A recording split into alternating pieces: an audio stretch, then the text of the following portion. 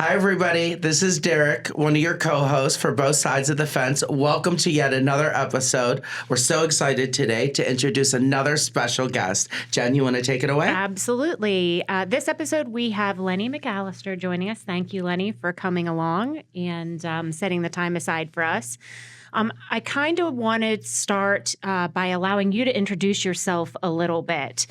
For our listeners who may not know who you are, how do you describe yourself best? And tell us a little bit about your background, where you come from, because I think that'll really set the scene for our talk today. Now, I know it's going to sound like I'm going to describe myself by way of selling my book, A Venn Diagram of One, Yeah.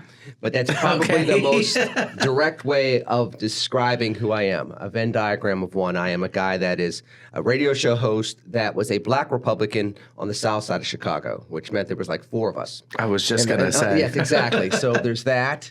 There's my show on News Radio KDK. There's being an author. There's being a public speaker. There's being a conservative that worked with Jesse Jackson and Al Sharpton and the NAACP. There's being an African American that worked with the RNC under Michael Steele. There's a guy that went to an Ivy League school of the South, but graduated from that school at age 30 after getting divorced, about to get remarried, taking care of two parents and the like.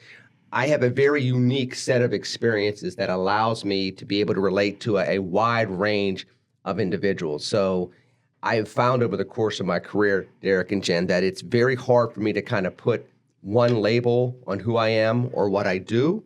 But the flip side of that is something that could be limiting can also be a superpower. Absolutely. Because you can walk into a room and have a connection with people right away and then find ways to serve those individuals with the platforms that I have. So that's probably a complex way of describing what I am, but also probably the most accurate way of describing what I am and who I am. Absolutely. And almost a need for success, too, because to be able to walk into a room, we don't ever agree. I mean, a lot of people just don't agree on everything, right? But you need to be able to These days, we don't agree on anything. Yes, but to be able to look past that, there's so much more about someone's character to be able to do that. So I think, that's a selling point for you. And it's one of those things that in the book, I do try to explain to folks that I talk about three different principles, Derek. I talk about security, empowerment, and opportunity. And one of the things within empowerment is being entrepreneurial. And most people think about being an entrepreneur as being a businessman or a businesswoman. But being an entrepreneur is that ability to invent and reinvent. Mm-hmm. I talk about in the book as well the ability to hope, act, and pivot. You have to be able to your point, walk into a room, assess the room, be true to yourself, but at the same exact time pivot into a situation that allows for the optimal opportunities for success, while still staying true. We don't, to your point, Jen, we have a hard time doing that these days. Mm-hmm. But if anything, I think that life has prepared me to try to be a conduit and a force for good for that, as we need more of it these days. Yeah, I agree. And it was actually when I was researching, looking for guests for the podcast, we are relatively new. We have a very specific mission. And I stumbled across yourself, saw the book that was coming out, saw the title, and I was like, I have to look into this a little bit more. Then I started looking into your past and where you came from. The fact that you started school, took this huge long break, went back to it. Yeah. Some experiences, with your dad, some of your political experiences, and you had lots of political experiences where you had, extreme wins against the odds, which I found super inspiring. There were just so many things about your background that I was drawn to.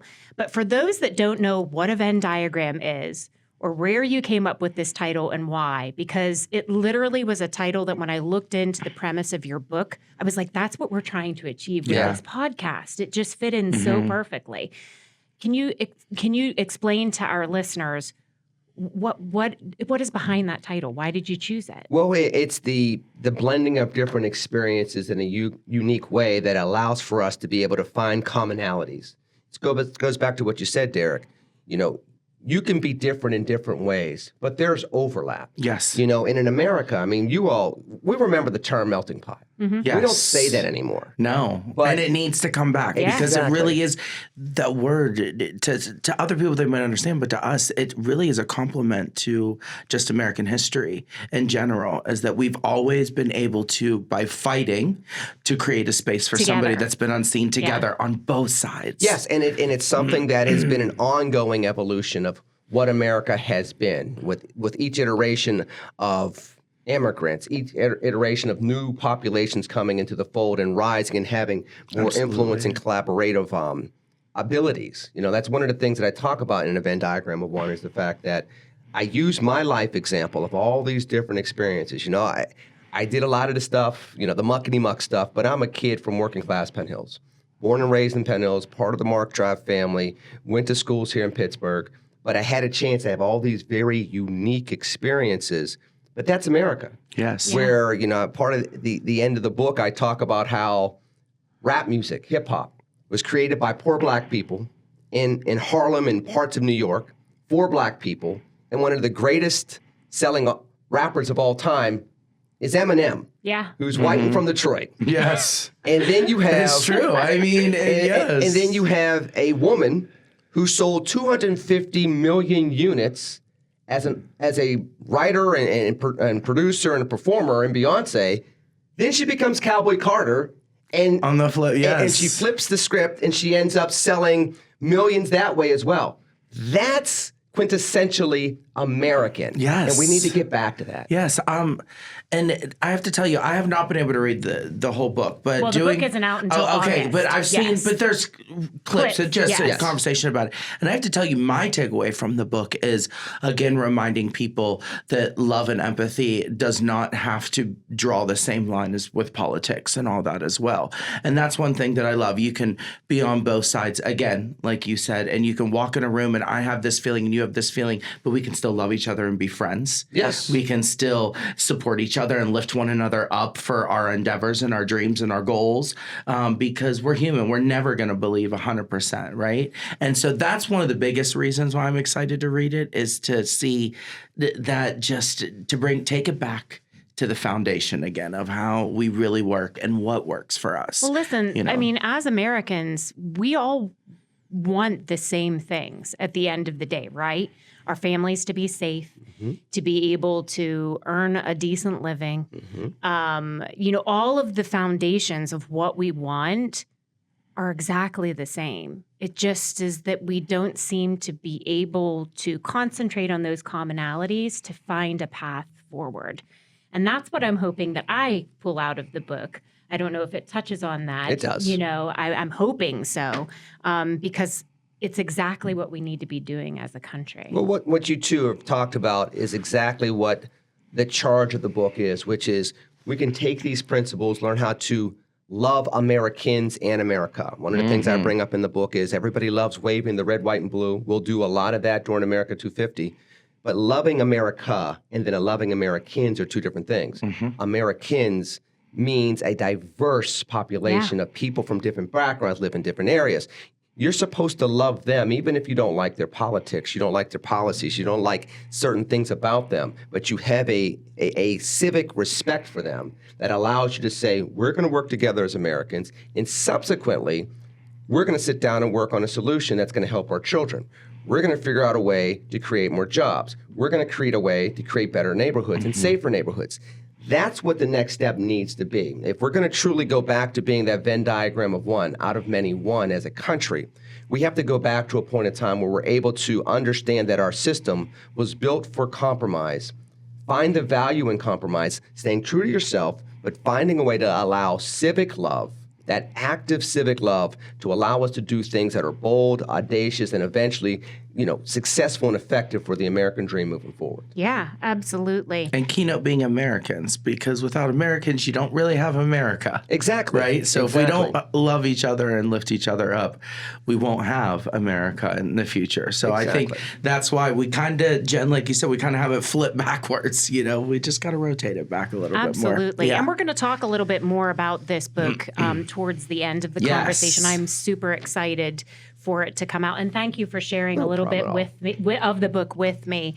I enjoyed that. It just made me want to read it like right now, though. So I am excited for that. But the premise of our show is really built around asking questions instead of assuming answers.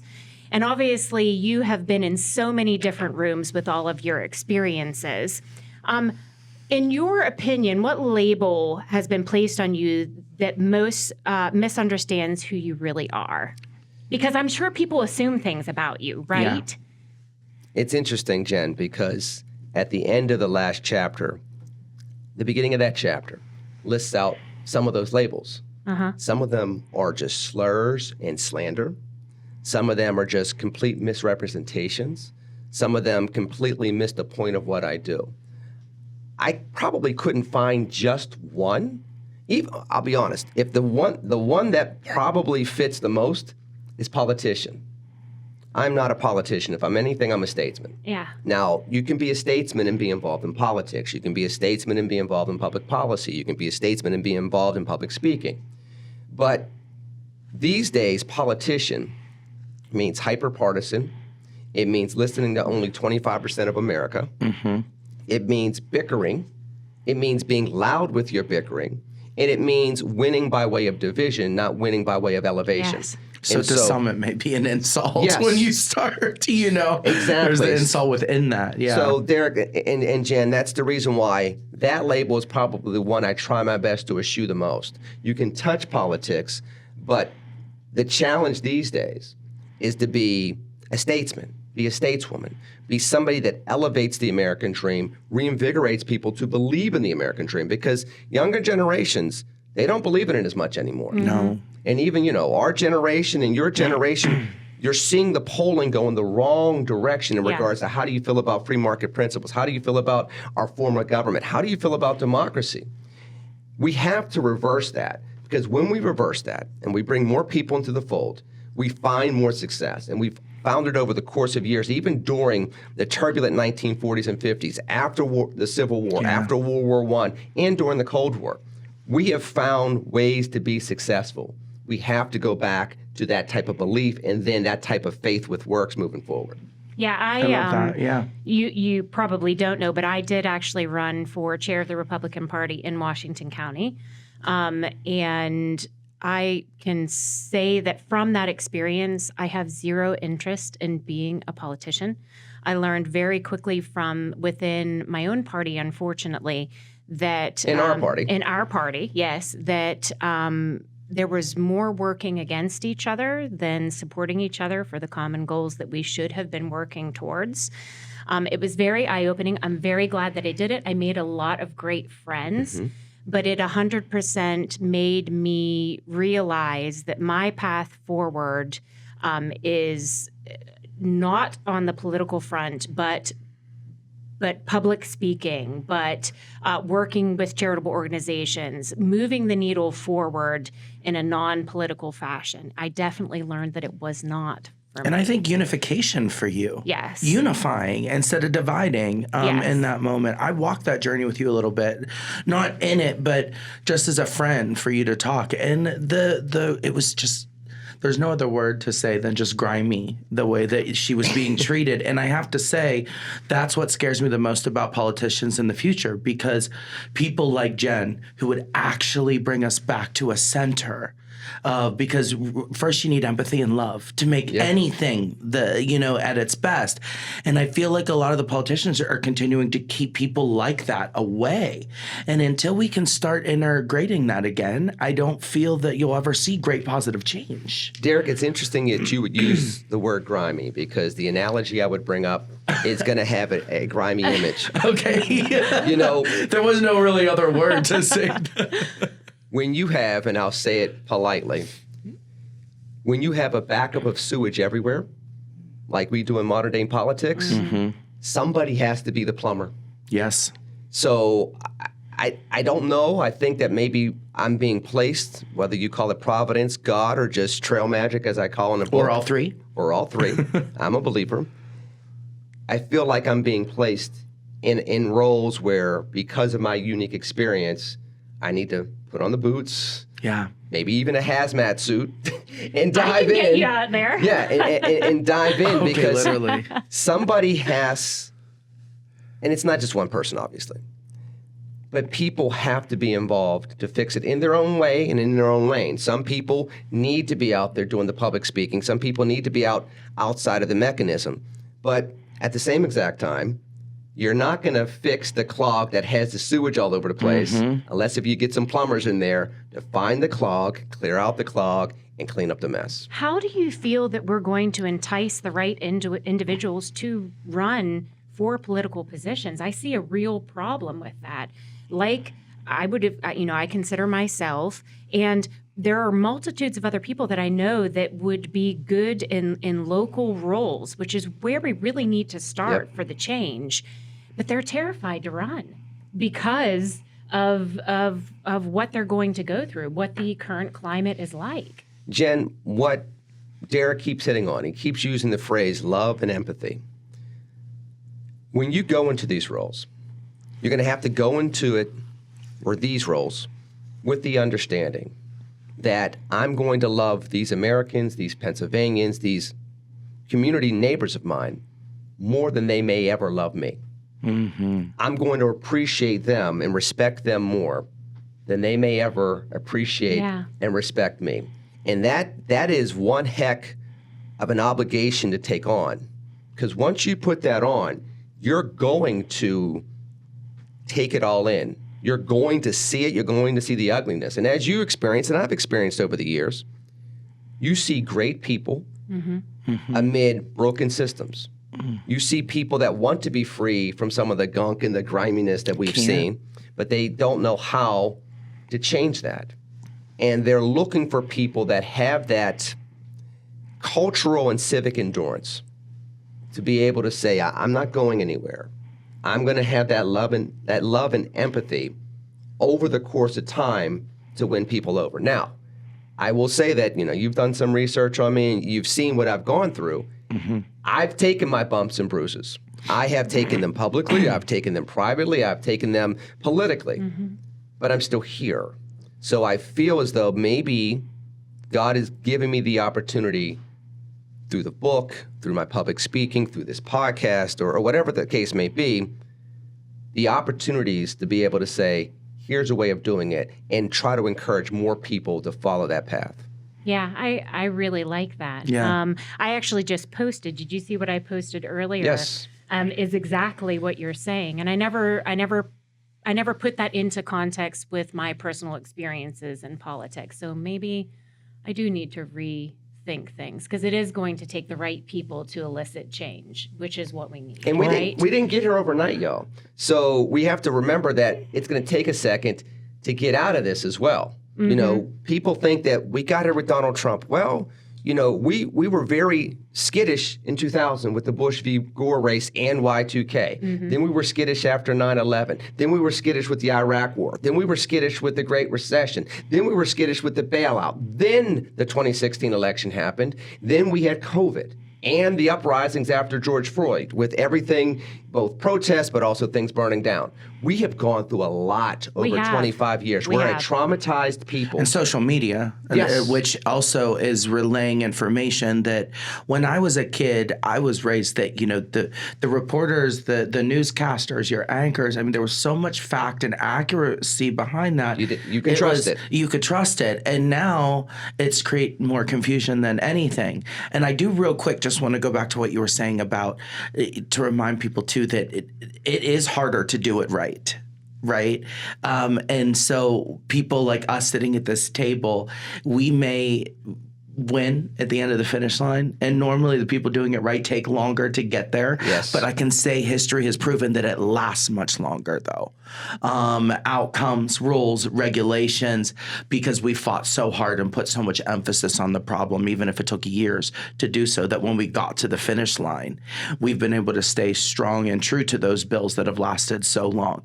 So yes, it can be very discouraging when you're that good person of empathy and love, right? Yeah. And leading with that. I feel sometimes you can feel defeated in many moments, but it's the not giving up part that makes you so strong. And I quote I quote civil rights leaders over the years with a phrase repeatedly from time to time in the book where they often said, and it was MLK that primarily said it, that time is always right to do what is right. And it's very easy to forget that these days because more often than not, in politics in particular, the time is to win an election and please people that'll keep you protected versus doing what is right. And so it gets very rough sometimes to keep that in mind that we're supposed to be focused moving forward. I mean, a phrase that I use a lot is we have to focus on being historic, not being trendy. But we live in a time, to your point, Derek, in regards to social media, everybody wants the clicks. Everybody wants to be trendy. They don't do the work that you two are trying to do here, which is how can we do something that's historic, something that will live longer than us for 15, 20 years that we can look back on when we have a little bit of gray hair like me, and we could say... Or no hair. Like me. And we could say, you know, we built something. Yeah. Man, that was tough. And we Man, did that it was hard. Yes, we did it the right way, but it was hard. And we did it worked hard, you know? Yes. If we can pivot real quick to a new question, because I feel like we're walking right into it. This is about social media. Do you think social media created our division, exposed it, or simply are we just profiting off our younger youth and generation? Billy Joel sang a song once that said, "We didn't start the fire." I feel the same way about social media. Social media didn't start the fire, but it sure was an accelerant. Yes. And so what you end up finding are people that, again, chasing trendiness, not chasing being history makers. And as a result of that, let's find the best way to be trendy, the best way to get clicks, the best way to get paid to do nothing but put a video up. Oftentimes, that's the extreme opinion, the extreme image, the extreme position. And as a result, you end up having people make the extreme the mainstream. Those voices are louder. Those voices are more profitable from an economic standpoint. And as a result, you lose a different type of value, Derek. You lose things that are valuable to your society, have been valuable to your culture for years, versus something that you get, 250,000 clicks, you get a check in the mail from your online provider, and you go from there. So I don't think social media created this. Social media amplified this. Absolutely. And talking about that, obviously we are living in times where there's no debate anymore. We just decide that we disagree, and there is outright hatred for each other because of that. And I do think some of that is linked to social media. But in your opinion, when did that happen? And it happened in my lifetime, because when I was younger, I didn't, there could have, my neighbor that lived right next door to us was politically different from us, but we had barbecues together as our families. You mean more like the hatred within one another, the pure, genuine hate. I mean, the reality is, too, under that, we've seen divorce, families break up over politics recently. We've seen horrific crime. I mean, horrific. We've never been known as political violence, really, here. It's normally been outsiders that have come into our country and stirred up that political violence. Well, not only that. Let me pivot that, Derek, just slightly, and then get back to your question, John. Absolutely. Jen, we've had eras of political violence. Let's not forget the 1960s. We had a president that was assassinated. We had civil rights leaders that were assassinated. We had presidential candidates that were shot. So we've seen this before. There was a period of time when you and I were growing up where every 20 years, when the election cycle ended with a zero for about 100 years, a president was shot and killed, or died in office. And that ended with Reagan. Reagan was shot but not killed. We had a period of time where we thought we were over it, and then we had the assassination attempt of Trump right up the road from here a couple of years ago. And subsequently. Yes. So several times now. We're getting to a point in time where we're going back to the worst of our history. Yeah. So we have to be mindful of that. But to your point, Jen, I think where we really pivoted into this is when politics really started becoming a big money entity, when we really started dominating politics with money, anonymous money, and as the rise of social media came up, you started seeing different types of candidates, which made the fringe more attractive, which allowed them to win the primaries, which meant that in order to win, you had to be more extreme. You didn't have to worry about governing. You only had to worry about winning. And once you won, if you had enough people, you forgot about how the American form of government was set up, which is compromise, allow common drives of ambition to force the common good to be advanced. Instead, it was, let's get not only 50+1, but let's try to break the gerrymander. Let's try to, instead of just getting gerrymanders into place, let's break the filibuster. Let's make sure that we can get a supermajority. People forget Barack Obama came into office in 2009 with a supermajority.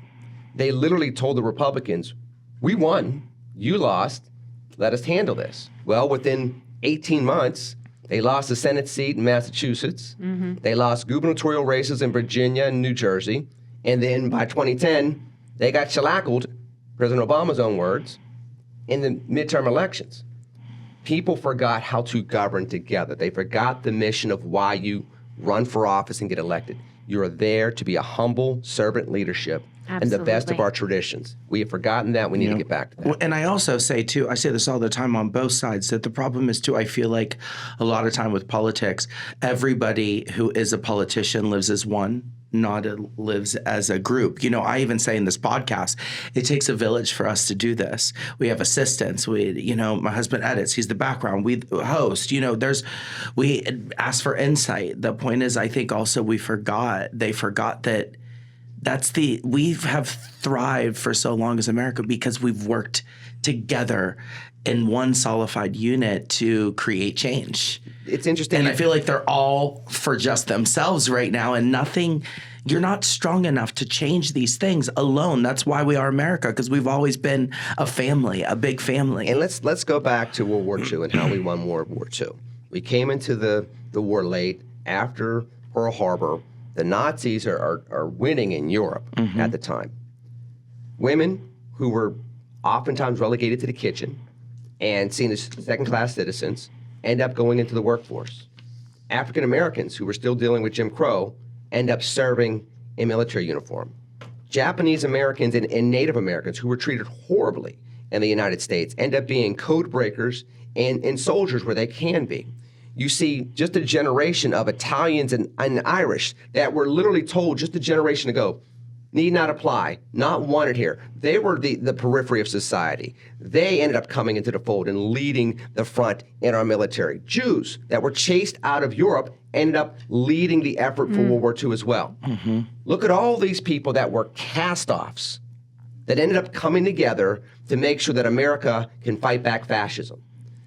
We forget those historic lessons, Derek, and there are ways to do that today without having to have a world war. But it takes people, back to what we were talking about, Jim, it takes people that are going to love the people they serve and they interact with more than those people might even be able to love them back. There are some Americans that just simply can't love like they used to be able to. We have to remind them and show them how to do that again. This is how you be patriotic. This is how you love Americans. This is how you serve Americans. And if you can show them that, I do think over time, people will start coming back. They're exhausted from the fighting. They just want to start seeing people that can show them the way back home. They are, and I'm seeing more and more individuals, if you want to call it from my side, that are truly fed up with the way that things are going and are looking for means to connect with people on the other side of the fence, so to speak. I mean, it's happening more and more every day. And find success. Yes. Because it's great to connect, but part of the challenge we have to have is, okay, now that we've connected, what's going on with these kids? Why are the test scores continuously going down? And why are they beating random people up in downtown Pittsburgh or in other places throughout Allegheny County? Okay, we've stabilized some things, but the population continues to go down, not here in southwestern Pennsylvania, but throughout the Commonwealth, and it's been like that for years. How do we keep young, talented people here in the region for the next 30 to 50 years? Okay, we're seeing some success when it comes to businesses, but we need more. We should be world-class, not world-renowned. It's great that people know about us because of the terrible talent of Say that Steelers.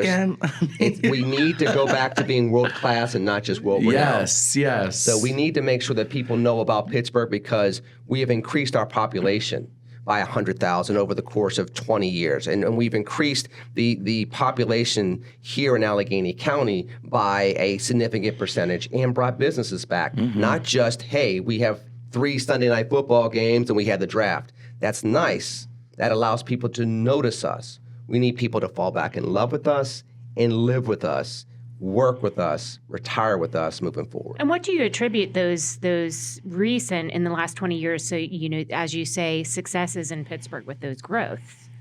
I think, well, it's been stagnant, and I think that we could have more success if we broke out of the mold, got a little bit out of our own way. Yeah. Right now we are very skewed. I mean, too often in America we see either one party dominate or the other party dominate. You go down to Washington County, Greene County, you know that they're very, very ruby red in many, many regards. You stay here in Allegheny County in the city of Pittsburgh, it's pretty royal blue. And when you have that, the same things that we were talking about end up getting in the way. We don't have the collaboration. We don't have the best of ideas so we can challenge each other to bring about the type of solutions that the region needs in a way that is both keeping the core of what we do best, but also being visionary so that we can be better and best for the days, months, and years ahead. Yeah. You had referenced, some of the issues that we've had in Pittsburgh that a lot of our communities have had across the country, and talking about kind of the top issues that we always keep going back to on this podcast, which are things like economy, immigration, crime. We just had one of our chief of police on to talk about crime in Allegheny County and Washington County with us. Gender identity, race issues, those types of things, issues with education that you just raised, free speech. Everyone has their own kind of top issue. Do you think that there is a core issue underlying all of the things that we are fighting against in this country right now? I do, Jen. It's faith. And whether it's faith in God and faith in America, or if you're not a believer, faith in America. To have that faith allows you to be able to respect the constitutional rights of every single American. It allows people to be able to say, your lifestyle is different than mine. And that might be, you live in a rural area, you like living on a farm, you want to be left alone, and you like owning your guns. I can respect that as an American based on our Constitution. When you start losing faith in how our constitutional republic plays out, you start eroding the rights of other people and you start encroaching them with your belief on how it should be. And as a result of that, it's very easy to start getting factionalized, and then the bickering starts. What we have to go back to is a faith in our Constitution and the constitutional rights therein that we all enjoy as Americans, and then subsequent to that, be able to move forward looking for solutions that respects both sides, as you all say here on the podcast. If you're not looking to do that, you're only looking to try to win an election so that you can kind of dominate the issue moving forward. And that's where the gerrymandering to make sure you can win an election, that's when, you have a deep blue county or a deep red county, and then it all ends up being a situation where it's jumbled, it's disjointed, it's dysfunctional, and it's unsuccessful.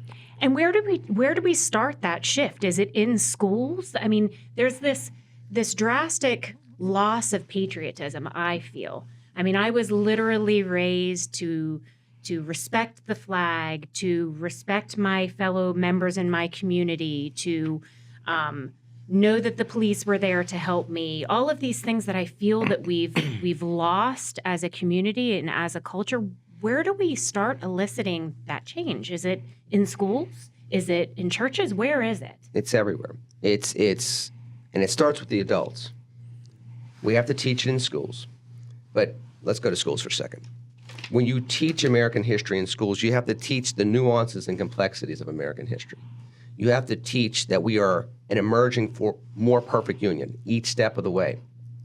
Through slavery, through women's suffrage, through the very horrible incidences with Native Americans, through how we treated European immigrants in the 20th century, through how we treated Asian immigrants in the 19th century. These are things that we have to show, and then show the arc of how people came into the fold, the success stories. People were able to overcome barriers and be truly American heroes as a result. That's where that comes in regards to schools. At home and in our communities, we have to show that through the disagreements. We have to show that in the annals of government where people are showing that we will compromise, we will find solutions, and we will do this with honor and grace.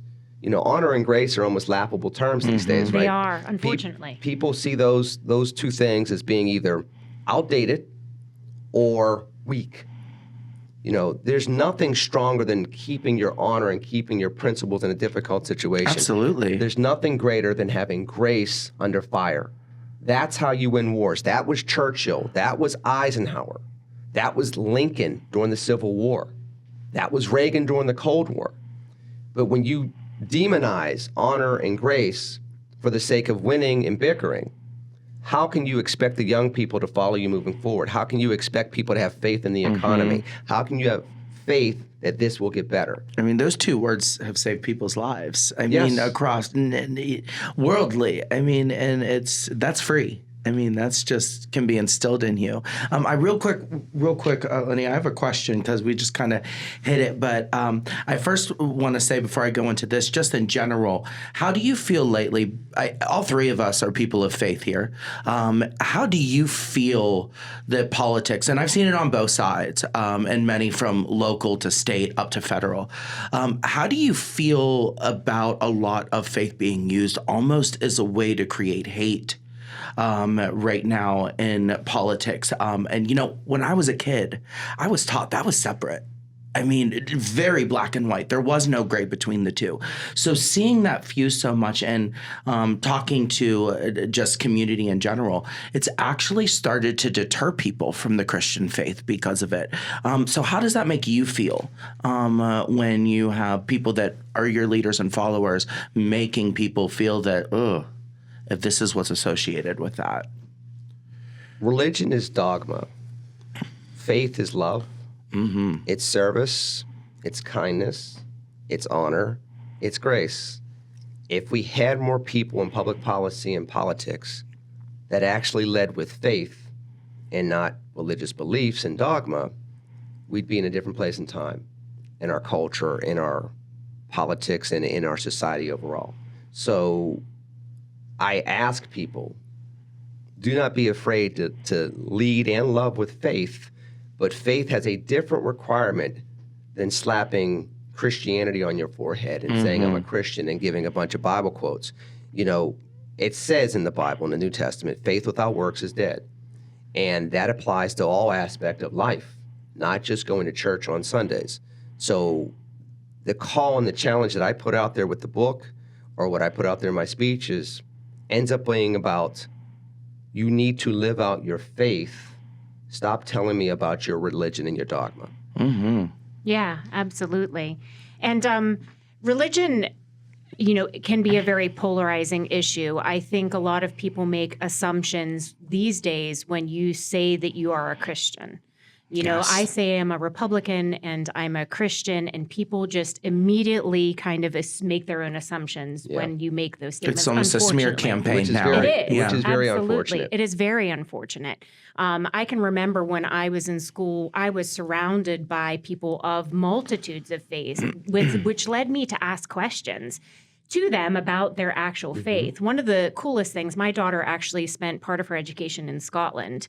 And we've talked about this before. They actually have a separate class on religious education from the time they start in kindergarten until they graduate high school. Is that elected or is that No. a choice by faith? So No, even over that there, is are a they allowed to? core Okay, it's an subject. automatic. So they are actually taught about every religion under the sun as a core subject in schools over there. It's just naturally ingrained like any other classroom It day. is. Yeah. And so we've pulled religion in its entirety, or tried to, out of schools. And I really do think we're missing a trick there, because I do have to say, and I'm very proud of it, that my kids have both now made their own religious choices and decisions. And they've made those decisions with a background of education. And they're their own decisions. My one child is a completely different faith than myself. And I'm very proud of that, because he learned and he made his own free choices. But I think we're missing a trick in this country by pushing, or religion out of schools completely, and not just teaching about everybody's faiths. I think that would be another way to really kind of open some doors. Well, Jen, I think a lot of it is because we have now defined freedom of religion via the First Amendment as freedom to practice Christianity.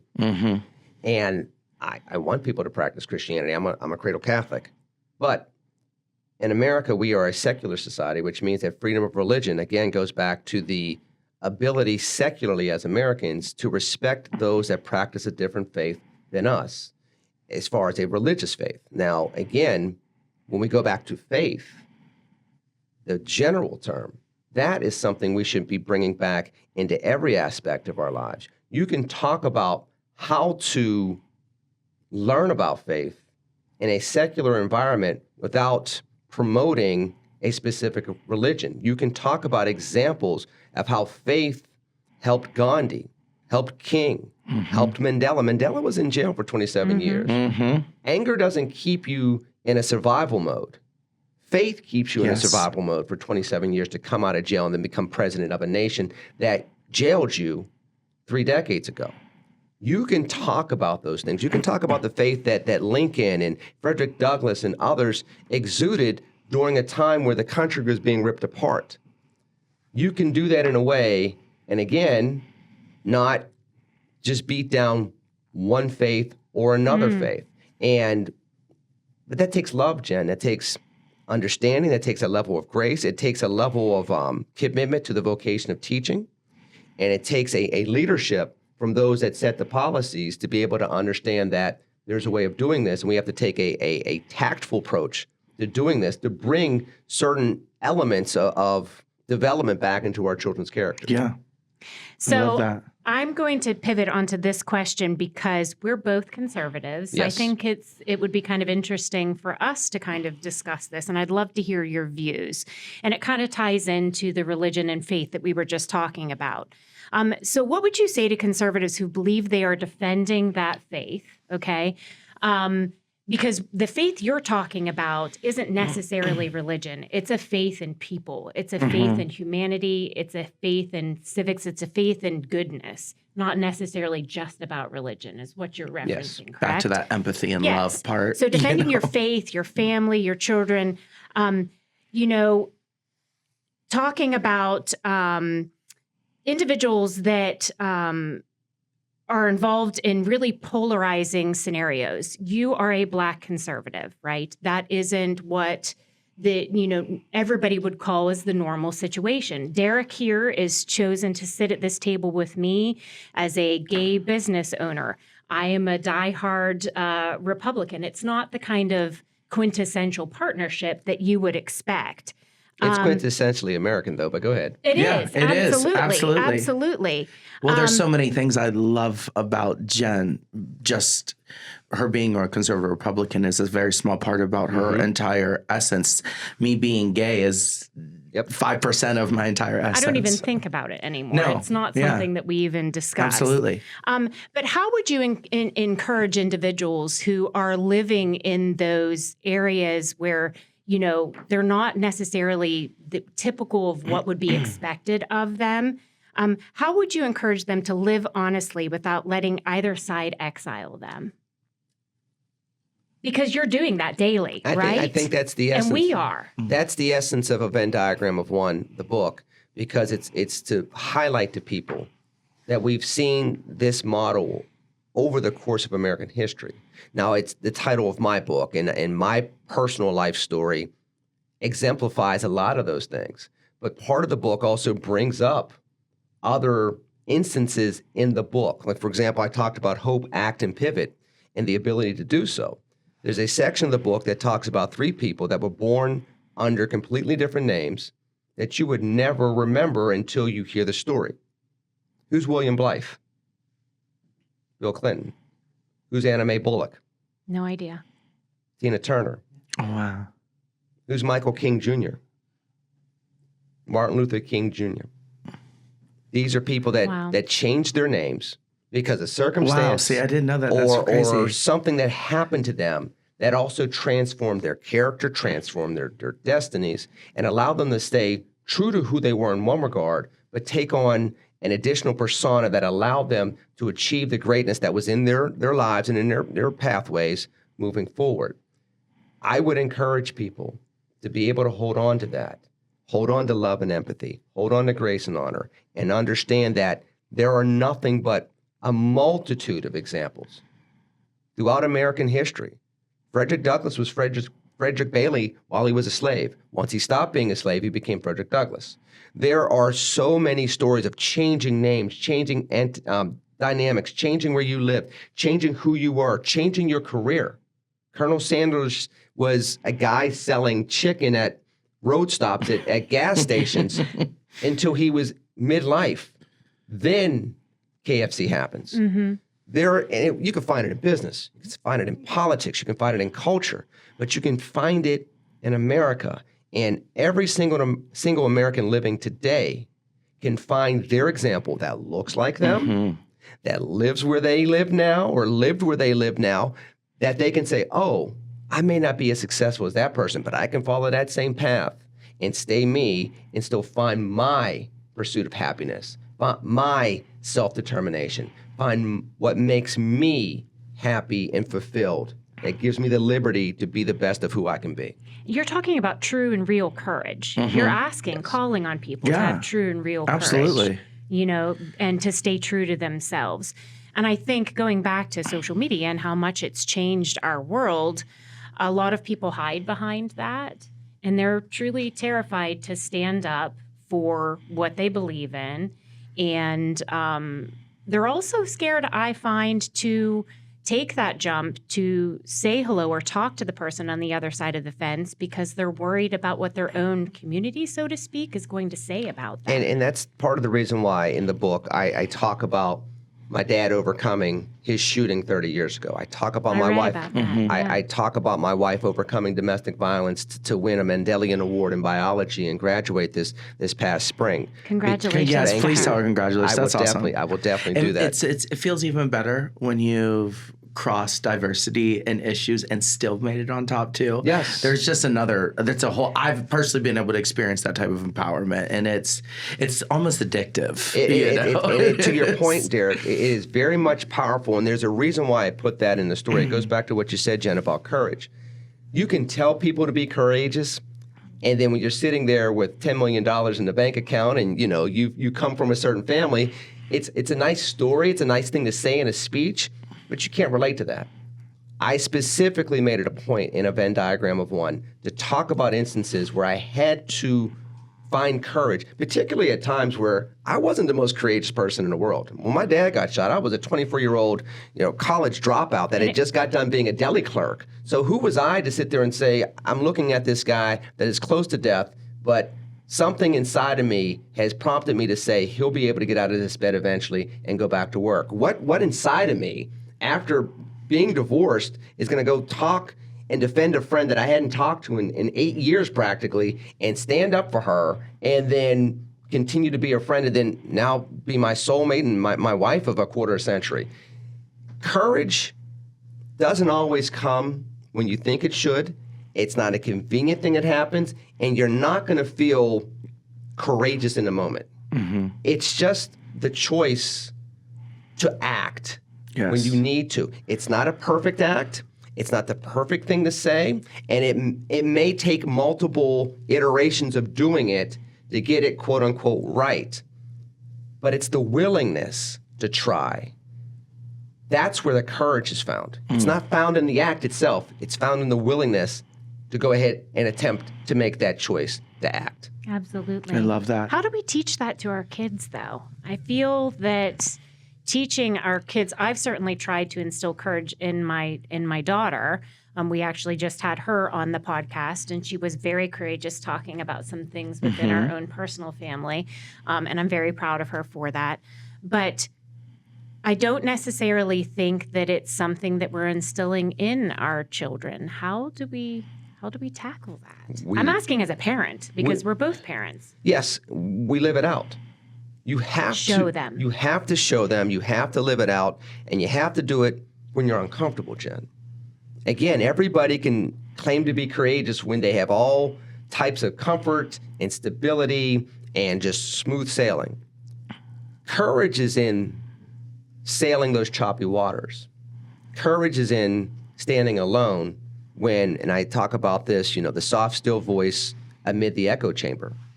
What do you do when the echo chamber is telling you one thing and you know in your heart you should be doing something different? That's where the younger generations pay attention. One recent example I've had over the course of this year as the book's been coming out, I've had an opportunity to give a lot of speeches to young people, high schoolers, college kids. And I'm finding a lot of African-American kids who would generally detach from America, detach from patriotism, come up to me and say, I have a different view on what it means to be American and what it means to be patriotic because I saw you speak. I saw you That's talk amazing. about this. I saw you say these things. I know I'm learning about your story and I know what you've been through. To be in those moments, Saturday night in Valley Forge, Pennsylvania, or a speech up at Grove City College and elsewhere, those things matter. And you don't know when somebody's going to come up and say, I saw you say this, or I heard you say that. But that's why, as leaders, it's on us to every single day put that best step forward, to keep walking towards that more perfect union, and do it in a way that not only impacts our civics, but then eventually can impact public policy, can impact politics, can impact culture, can impact academics and scholastic approaches. It can grow towards those things and turn things around. We've seen it again over the course of American history, and I do believe that we can do it again now. I want to go back before I have a question for you, but before that, I want to go back on the inspirational speaker part. It's on my bucket list, something that it will happen in my journey. I have quite a beautiful story to tell the world, and the reason why I want to do it is because the reality is it's hard to relate if there's no experience behind it, like you said. Yes. That's how we have always made great change. You bring up, people like, let's just go to Martin Luther King, for example. In my opinion, I didn't see him as a politician at all. Some people refer to him in that way in certain communities, but for me, he was just in that time what I would call an inspirational speaker, somebody that spewed so much love and positivity that you wanted to follow that. You wanted to be a part of that, and thankfully it came out to be something incredible, and the purity behind that. So I just wanted to say I'm so happy for you, almost a little jealous because it's on my bucket list. I will do it. I will make it happen. I'm a very and you will do it very well. Yes, and I'm very excited to inspire people because there is another side of our community that's not spoken to as much, and that's people who've made mistakes in life. And a lot of us have been trained that you look down on people like that, and because of that, they feel that they can never be anything better. And I want to be a representation of that community. So eventually, it takes time, right? But it will get there. It's interesting you would bring that up, Derek. I know you want to get to a question, but that's one of the things that a Venn diagram of one talks about too, is the fact that America has always been a nation of second acts, and sometimes third acts, and sometimes fourth acts. I love that. I bring up my dad's second act. So my dad got shot, was in a hospital for 11 months, didn't eat for 10 months. Goes back to working at Claritin Works for over a decade after that. And at 75 years old, he skydives for the last time. Oh my gosh. My wife. That's amazing. How old at that point when he skydived? He was 75 years old. He'll be 84 this 75 July. when he skydived. Oh, wow. Yes. I love that. So that's amazing. My wife has to drop out of school because of domestic violence. She goes back to school, garners a 3.8 GPA in biology, goes to the Galapagos Islands, studies over there last spring, and graduates with the Mendelian Award from Carlo. So I show second acts throughout the book. And then I talk about other second acts that all different types of Americans have gone through. I talk about things such as, little known facts. Both Abraham Lincoln and MLK Jr. battled with depression from time to time. Yeah. And yet they were still there as leaders on the forefront, taking on extremely stressful times. America is nothing but a bastion of opportunities where second acts can be pursued, discovered, and claimed by everyday Americans. You don't have to be rich. You don't have to be from a certain persuasion, but you can, if you're willing to look and claim your second act, you can find it here in this nation, even today. Absolutely. And I always say pain can be turned into power. Yes. And your wife is a prime example. Some people just let it debilitate them, and your wife chose to stand up and say, oh, no. Yes. I won't let you take my power anymore. Absolutely. And because of that, she So yes, she just reminded herself in the world her importance here. So that's great. Again, tell her congratulations on that. I will definitely do that. I want to jump back real quick to the faith part, because I think there's a community out there right now that I think you would really be a great representation to help with this. What would you say to conservatives? And when I mean by conservatives, I do mean on both sides. I come from a family of Democrats that, in this topic specifically, were very conservative. So I want to remind people out there that this is on both sides. It's not just a Republican side, who believe they are defending faith, family, or children, but whose words are heard by gay Americans as rejection or condemnation. And what would you say to the LGBTQ community and advocates who hear every religious or conservative concern as hate? Now, I believe already talking to you, I don't believe that our religion or God would ever want his belief and his speech to be used as a way to defame and hurt a community of people. So how would you say in that topic that we could bring back people and also let my community know that it's safe? God wants to be a part of your life. He wants to be a part of that, and he wants to see you. And how do you let people know that, listen, some people use that as a form of control and power. It's not right. So the first thing I say, and that comes to mind, Derek, is as a Christian that lives out my faith, every aspect of my being is supposed to be wishing that every person I have ever met goes to heaven. Mm-hmm. I walk through airports. I travel a lot. And I walk through airports, and sometimes I go, wow, God, and I actually wrote this in a book too. Wow, God, you love every single person in here. Mm-hmm. Uniquely, specifically, individually, intimately. Every single one of the folks in here you love like that? Wow. Thank you, God. If you can hold that in your heart and then remember that the Declaration of Independence talks about pursuit of happiness. Mm-hmm. The Constitution talks about freedom of religion, freedom of speech, freedom of peaceable assembly. It talks about the 14th Amendment. It talks about basically being able to have certain rights to privacy in the 4th Amendment. Mm-hmm. If you can do that and remember this is a secular society, then folks from different lifestyles need not worry. The bottom line is, and I made, for example, I made this case in regards to gay marriage. And I told people this a long time ago. When you try to put the marriage amendment on the books, the beginning of the 21st century, and you define it from a purely Christian perspective, you're going to either have to give everybody the right to marriage secularly, or you make them all civil unions. Because if, as a Catholic, marriage is a sacrament, mm-hmm. and you're not Catholic, mm-hmm. this is a non-issue. If you're looking for legal protections, we're not talking about religion anymore. No. We're talking about the Constitution. Mm-hmm. Look, my focus is to make sure that every single American has the right to be as free as possible.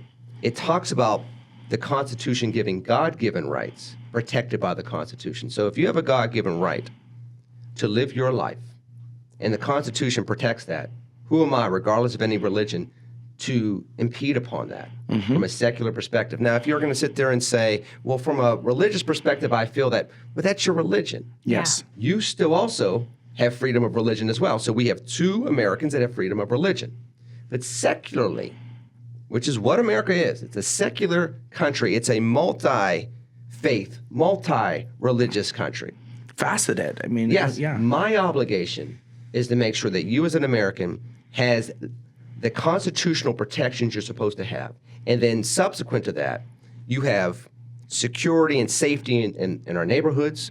You have the ability to work without discrimination. You have the ability to live your life as freely as possible. And then we agree to disagree when we need to. We find ways to agree when we must, and we move forward as a stronger nation. I mean, you're basically, outlining what we said at the beginning of this conversation is that at the core of it, all Americans want the same thing. They want the freedom to live as they should. They want safety for their families. They want to be able to earn an income. We all effectively want the same thing and need to figure out how to talk to each other and meet somewhere in the middle so that we can get there. And at the end of the day, for me, I just want to sit in a room with a good person. I don't really care. For me, I don't really care where you come from. I just want to be around great people with great energy, ambitions, and desires.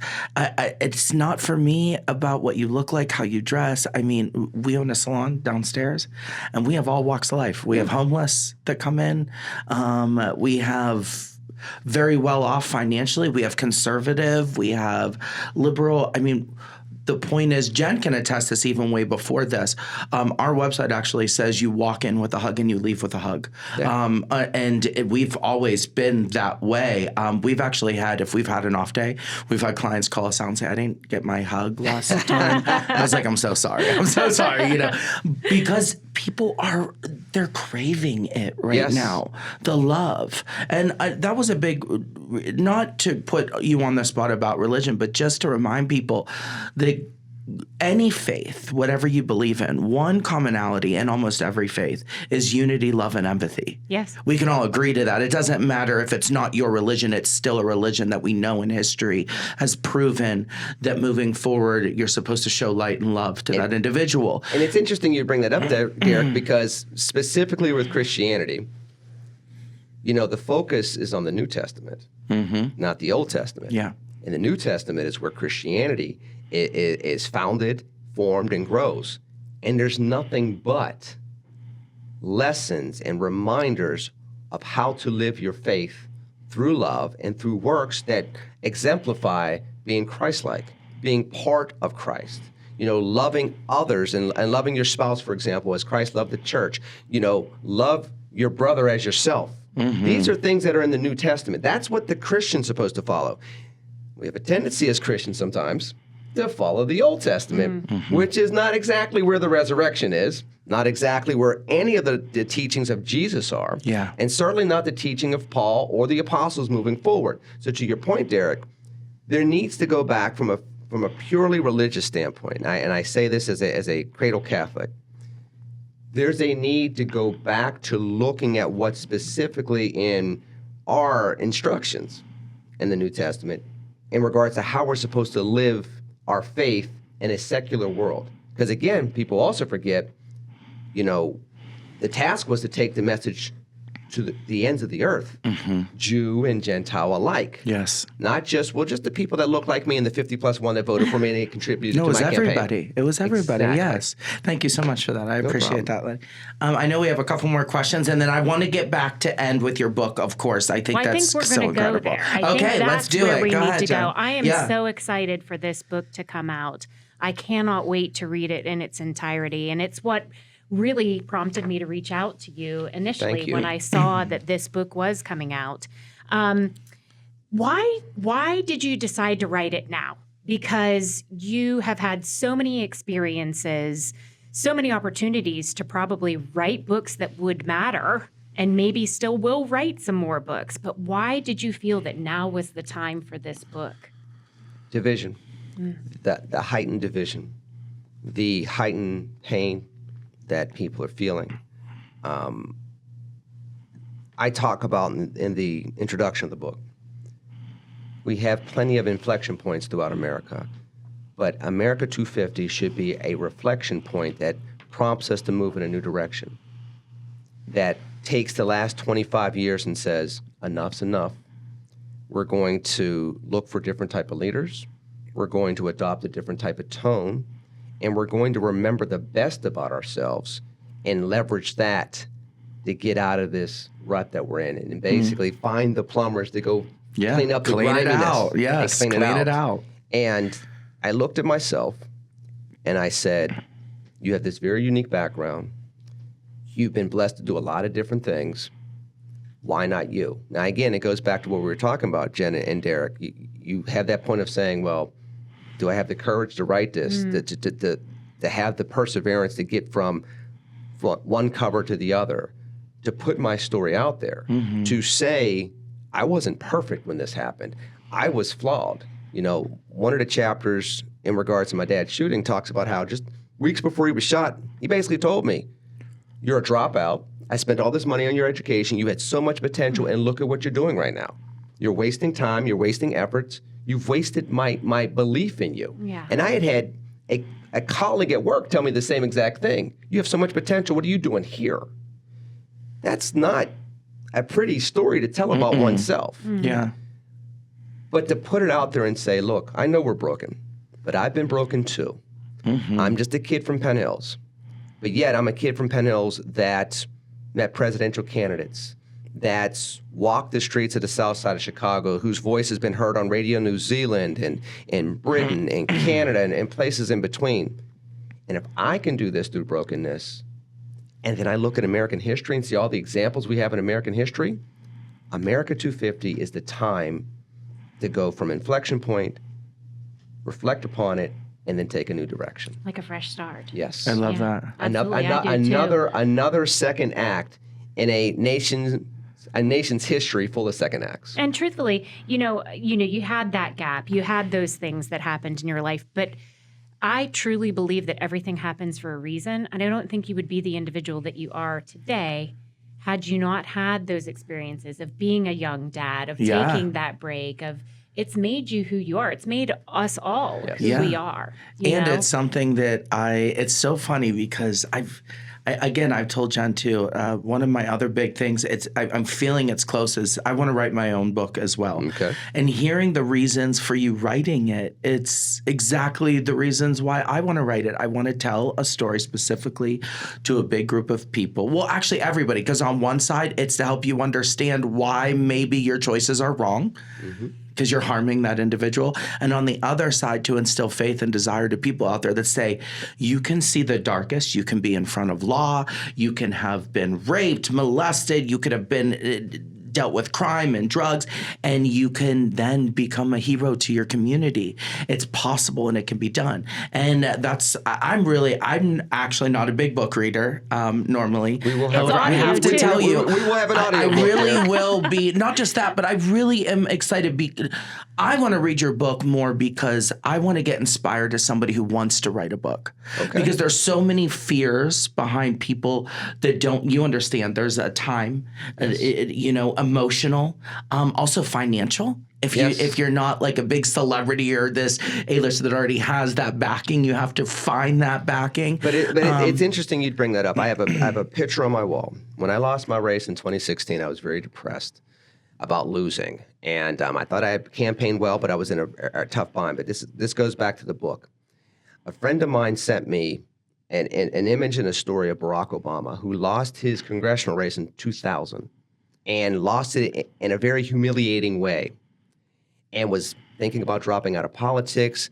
There were rumors that his marriage was on the rocks at the time and everything else. Two young kids, everything's just not going well, and he's just kind of in the mud. His book, Dreams of My Father, didn't sell very well.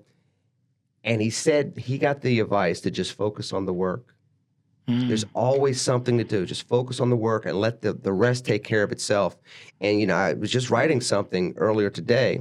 Barack Obama, at the end of 2003, when he ran for U.S. Senate, was polling at 9%.